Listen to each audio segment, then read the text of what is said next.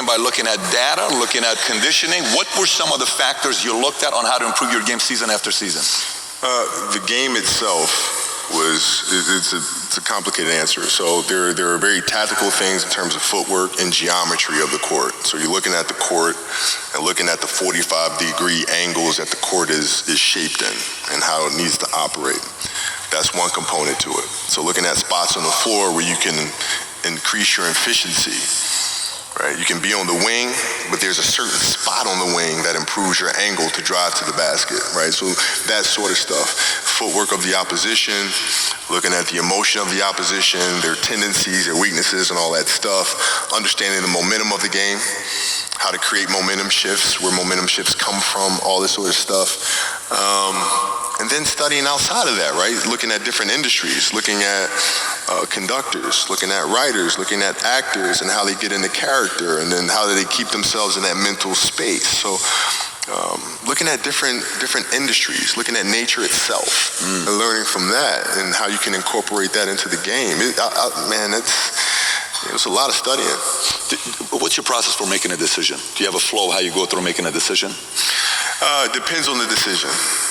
Depends on the decision. If we're talking about, a basketball decision where, you've got to, read a certain coverage or something like that, I mean, a lot of that comes from the pre-work and understanding what their defensive package is and how to put teammates in certain situations. So, for example, if you look at players nowadays that are charged with taking game-winning shots or making game-winning decisions. And you look at the play and then you look at it and say, okay, well, that shooter was there, the double team came, and, the player couldn't do anything but pass the ball, right? Well, that's because they didn't do the pre-work, right? So when you do the pre-work, you understand, okay, this team in this situation likes to run a double team from this particular angle. All right, so I'm gonna clear that side out, force the double team to come from a different angle, move myself to a space on the floor where it's gonna take a long time for the double team to come, and now I can circumvent the double team and get to a place on the floor where I can knock down a shot or get to the basket. So it's all that pre-work. The decision, when I say decision, if you're looking at somebody that you're sizing up, or if you're looking at somebody to go into business with, or if you're looking at big investments you got to make, what is the decision-making process there? Do you call, first you do your own research, you take this much time, you call an advisor, is there a system you follow? It's pretty simple for me. It's do you understand the business? Is it a business that you can help in some form or fashion? What are the barriers of entry to that business? And then the entrepreneurs themselves, the company itself, right? Do they have a culture that you believe is sustainable? Are these leaders people that you believe in? Are they people that are obsessives? And in turn, have they created a culture of obsessiveness? So I tend to look at those 4 factors, and that's it. That's big right there, by the way. I don't know if you guys caught that right there. That's pretty massive right there. Earlier you said, I'm probably not going to get this right, a 16-year-old, a 13 or 11-year-old? Yeah, 13. 16, 13, 2, and 1 that's a month. 1 that's a month, by the way, right? 1 that's a month. All girls. All girls, 444. So 16 means you're in your 5th, 6th year having a baby? Yeah. Is it something like that, right? Give or take. What was the conversation like with your wife to say, listen, this is the schedule? Because look, some entrepreneurs, they're coming home at night and late, oh my gosh, my wife is upset because I came home at 11:30. Yeah. Oh my goodness, what a sacrifice I'm making. This life's, I don't know if I can do this. Sure. You're on the road 9 months out of the year. If you especially played the Olympics, you won 2 gold medals, so you're doing that on the off season and you're trying to get that part going and training for doing your camps.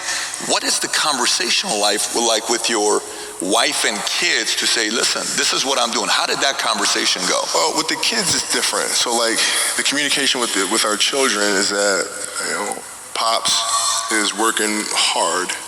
This is the level of attention to detail you need to have in everything you do. So it's setting the example. Same thing with my wife. My wife's a stay-at-home wife.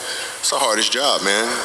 Right? So she works really hard at that. I mean, it's, and so her attention to detail with that as well are examples for our children. And then for my wife, it's, she's as competitive as I am. So she's like, listen, man, if you're going to be out here training 8 hours a day, if you're going to spend 9 months out of the year away from your family, you better fucking win the championship. What are we doing this for? What are we doing? What are we doing? I love that. But it's a balancing act. And that's the thing that's important, is understanding that we have to have so much energy.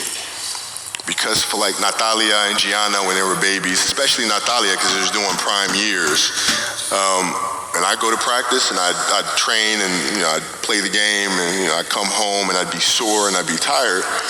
And she wants to go swimming, she wants me to take her to the park, she wants to just jump on my back or whatever the case may be.